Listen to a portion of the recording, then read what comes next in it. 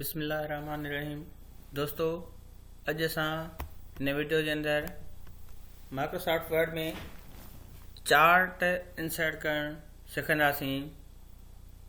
दोस्तों, जंहिं बि हिन चैनल खे सब्सक्राइब न कयो आहे उहो हिन चैनल खे जल्द खां जल्द सब्सक्राइब करे वठे त जीअं ईंदड़ ॿिया मुंहिंजा वीडियोज़ बि तव्हां ॾे अची सघनि ऐं तव्हां कंप्यूटर सिंधीअ में सिखी सघो। दोस्तों, इंसर्ट मेन्यू जे अंदरि ही चार्ट जो ऑप्शन आहे। असां चार्ट जे ऑप्शन ते क्लिक कंदासीं। उनखां पोइ ही मुख़्तलिफ़ चार्ट जा क़िस्म आहिनि। दोस्तों, पाण कॉलम चार्ट खे पढ़ूं था। कॉलम चार्ट ते क्लिक करे उनखां पोइ ओके जो बटन कंदासीं त असांजो ही चार्ट इंसर्ट थी वियो। दोस्तों, अॼु मां तव्हांखे हिन चार्ट थोरो सिंपल तरीक़े सां सम्झायां थो। हिते हिन सीरीज़ में असां मुख़्तलिफ़ सब्जेक्ट जा नाला था लिखूं।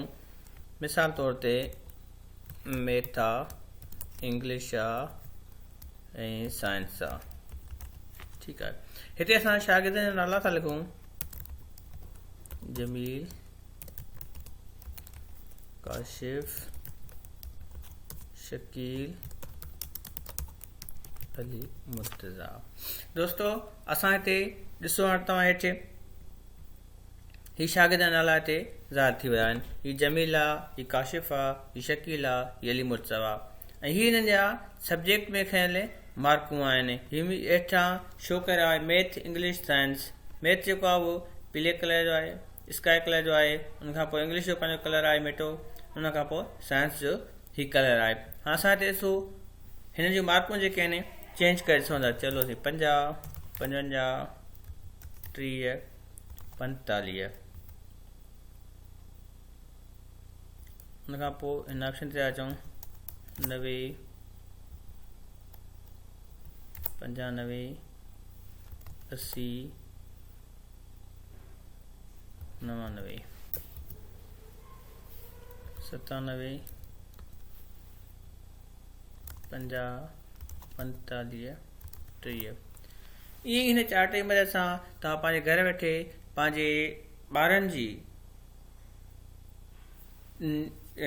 जेको स्कोर आहे, जेको खयल मार्कूं आहिनि, उहे हिन चार्ट वसीले ॾिसी सघो था।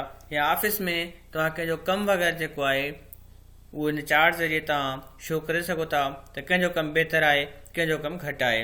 मिसाल तौर ते असां जीअं त ॾिसूं था त हाणे जमील आहे त जमील में जूं हिते पाण मैच कयूं था त इंग्लिश में मार्कूं केतिरियूं आहिनि, मैथ में मार्कूं केतिरियूं आहिनि, मैथ में हुनखां पोइ काशिफ जूं मार्कूं केतिरियूं आहिनि, घटि आहिनि या वधिया आहिनि। ॾिसो तव्हां हिते त हिन खां वधीक शो थियनि। उनखां पोइ हिते वरी असां ॿिए शागिर्द ॾिसंदासीं शकील जो या अली मुर्तज़ा जो। ईअं ई ॾिसो तव्हां सभिनि सब्जेक्टनि जो अलॻि अलॻि सां हिकु चार्ट पाण नज़र अचे पियो। हीउ चार्ट जेको आहे हीउ ॾिसो 100 ते वञी टच पियो करे थी। जेकॾहिं असां हिनखे 100 मार्कूं 97 मार्कूं ॾिनियूं आहिनि अली मुर्तज़ा खे इंग्लिश जे अंदरि, त हीउ ॾिसो चार्ट में हीउ कीअं मथे शो थिए पियो।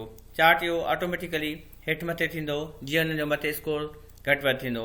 दोस्तों, तव्हां अॼु चार्ट इंसर्ट करणु माइक्रोसॉफ्ट वर्ड जे अंदरि सिखिया आहियो। उमेद आहे तव्हांखे असांजो वीडियो ज़रूरु पसंदि आयो हूंदो। तव्हांखे जेकॾहिं वीडियो असांजो पसंदि अचे थो त हिनखे लाइक कयो ऐं असांजे चैनल खे सब्सक्राइब कयो ऐं ॾिसंदा रहो असांजो चैनल। महिरबानी।